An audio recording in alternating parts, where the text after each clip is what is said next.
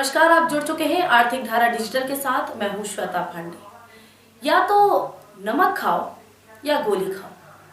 जी नहीं, मैं किसी हिंदी फिल्म की कहानी का स्क्रिप्ट नहीं पढ़ रही हूँ। और अगर आप ऐसा सोच रहे हैं तो आप सही भी हैं और गलत भी। इस फिल्म की कहानी का स्क्रिप्ट लिखा है कोयला तस्करों के सरगना माफियाओं ने और स्वर दिया है मशहूर कोयला तस्कर जयदेव ने। उन्होंने एक फरमान जारी किया है उन सबके लिए जो कोयला तस्करी के पक्ष में है भी और नहीं भी। फिल्म का निर्देशन कर रही है कमिश्नरेट पुलिस। अब तक 4 कलाकार अभिनय कर चुके हैं और स्क्रिप्ट के आधार पर उनकी भूमिका के लिए उन्हें समझाया जा रहा है। आखिर किस लिए ये पटकथा लिखी गई? वो इसलिए कि कोयला तस्करी पार्ट 3 पूरी तैयारी और तामझाम के साथ एक बार फिर शुरू हो चुकी है। कुल्टी, सालानपुर, बाराबनी और जामुड़िया में खुलेआम लूटी जा रही है सरकारी संपत्ति। क्या आपको यह जानने की हो रही है उत्सुकता, कौन है यह जयदेव मंडल? वैसे तो पूरा कोयलांचल, पूरा राज्य जानता है उसे। आसनसोल से लेकर कोलकाता और दिल्ली तक जांच एजेंसियों के कार्यालय भरे पड़े हैं उनसे संबंधित सूचनाओं से। वाम मोर्चा के शासनकाल में धीरे धीरे परवान चढ़ी थी कोयला तस्करी। उस समय भी इसकी जमींदारी थी जयदेव के पास ही। कुल्टी, बाराबानी, आसनसोल नॉर्थ तक फैला था उसका क्षेत्र। करोड़ों अरबों रुपए की संपत्ति की अर्जित रुतबा था राजनीतिक प्रशासनिक क्षेत्रों में। अकूत संपत्ति बनाई जयदेव ने। कई क्षेत्रों में किया निवेश, यहां तक कि बांग्ला फिल्मों में भी आजमाया था हाथ। होटल, ईंट भट्टा, पेट्रोल पंप से लेकर कोयले की आउटसोर्सिंग में है बड़ा निवेश। वर्ष 2011 में सत्ता बदली। वाम मोर्चा के स्थान पर आ गई तृणमूल। कोयला तस्करी पर लगी रोक, लेकिन कुछ वर्षों बाद ही लॉन्च हो गई कोयला तस्करी पार्ट 2 फिल्म। लेकिन इस बार फिल्मांकन की तकनीक थी बदली हुई। सब कुछ हो चुका था केंद्रित। निवेशित राशि बढ़ चुकी थी हजारों गुना। भूमिगत खदानों के बजाय ओसीपी खुले सैकड़ों। फिल्म के मुख्य हीरो थे अनूप माझी उर्फ लाला, लेकिन उस फिल्म में भी जयदेव को करना पड़ा शामिल। भले ही स्वतंत्र जमींदारी नहीं थी, लेकिन सिंडिकेट ने सौंप दिया था वही इलाका जो पहले उसकी जमींदारी में था। इसमें भी जमकर चमका उनका निवेश और व्यवसाय। सीबीआई, ईडी तक ने की पूछताछ। बदलता रहा समय, बदलते रहे समीकरण। कभी जाना पड़ा जेल तो कभी खुला पूरा आकाश। कुल मिलाकर हरि अनंत, हरि कथा अनंता। आप थक जाएंगे कहानी सुनते सुनते, खत्म नहीं होगी उनकी महिमा की दास्तां। भले ही सीबीआई और ईडी के अधिकारी कोयला तस्करी की जांच कर रहे हैं, कईयों की गिरफ्तारी भी हुई है और कई आरोपी अब भी जेल में सड़ रहे हैं, लेकिन कोयला तस्कर शांत नहीं बैठने वाले। 1 महीने पहले ही आसनसोल के इलाके से शुरू हुआ था कोयला तस्करी पार्ट 3, लेकिन उस वक्त तैयारियों में रह गई कुछ कमी। अब नए सिरे से की जा रही है तैयारियां ताकि कोई बाधा ना आए। चल रही है सीबीआई ईडी की जांच, हो रही है इस क्षेत्र से गिरफ्तारियां। नेताओं से लेकर पुलिस अधिकारी, ईसीएल के अधिकारी जा रहे हैं जेल। लगातार जारी हो रही है नोटिसें। लगा था शायद कुछ समय बंद रहेगी कोयले की तस्करी, माद में घुसे रहेंगे कोयला तस्कर, लेकिन जिस शेर के मुंह लग गया हो खून का स्वाद, वह कहां रहता है चुप भला। संसदीय चुनाव है नजदीक। सभी राजनीतिक दलों को है पैसे की जरूरत।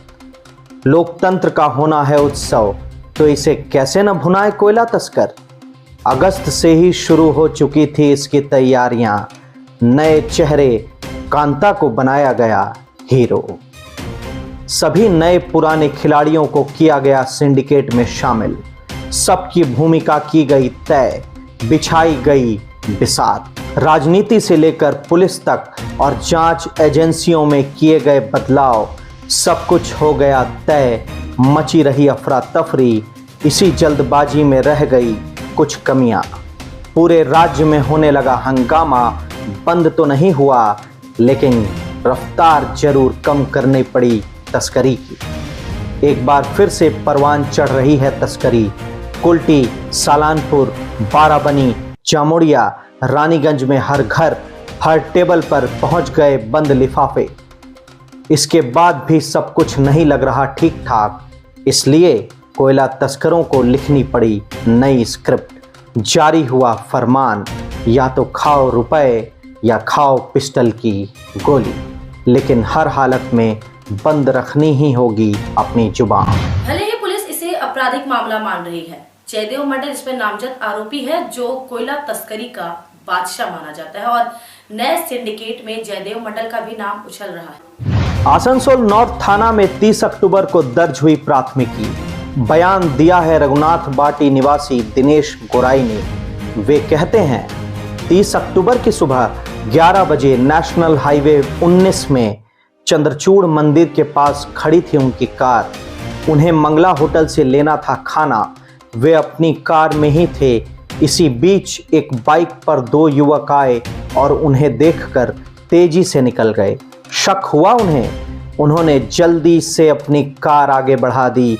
इसी बीच सामने से 8-10 बाइकों पर सवार होकर आए युवकों ने उन्हें सामने से घेर लिया। उन्होंने अपनी कार उनके बीच से निकाल ली और तेजी से भाग निकले। हमलावरों को नहीं मिला मौका, लेकिन उन्होंने उनकी कार पर की ताबड़तोड़ फायरिंग। एक गोली उनकी कार को क्षतिग्रस्त कर गई। उन्होंने पहचाना हमलावरों को।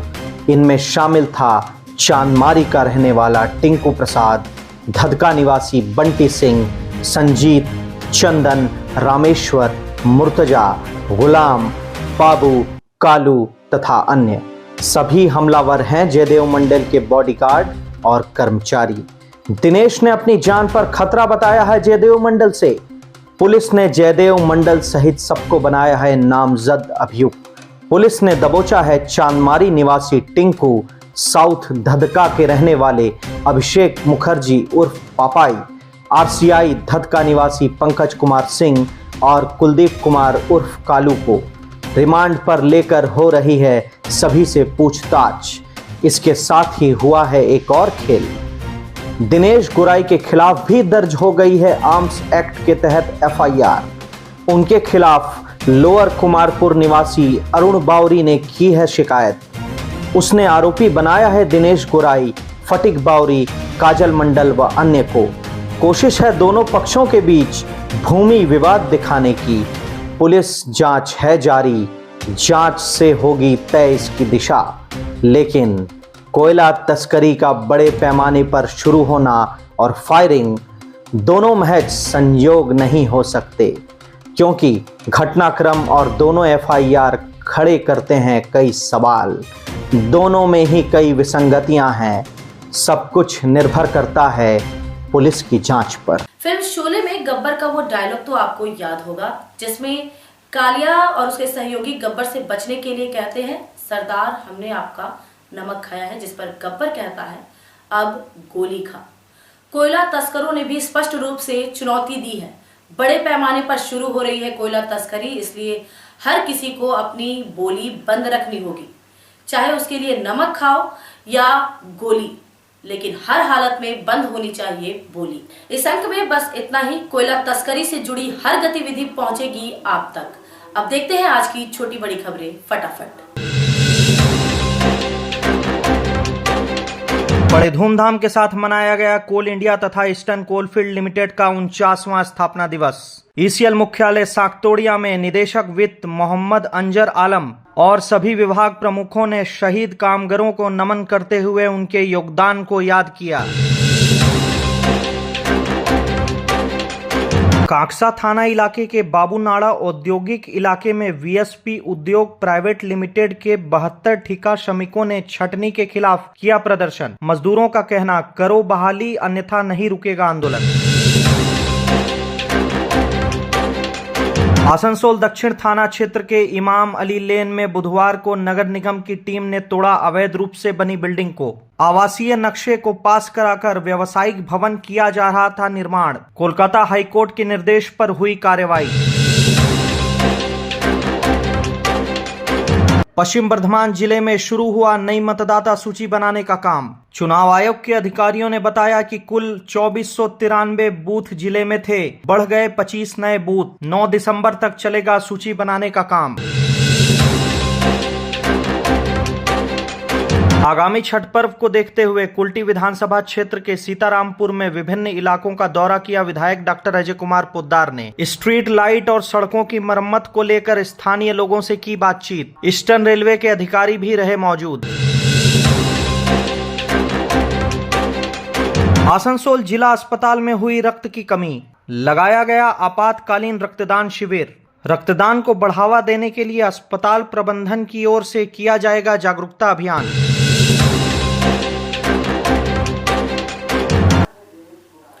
खबरों का सिलसिला आज के लिए बस यहीं तक। अगर आपको हमारी वीडियोस पसंद आ रही है तो कृपया वीडियो को लाइक करें, शेयर करें और चैनल को सब्सक्राइब करें। स्वस्थ रहें, अपना ध्यान रखें और जुड़े रहें आर्थिक धारा के साथ।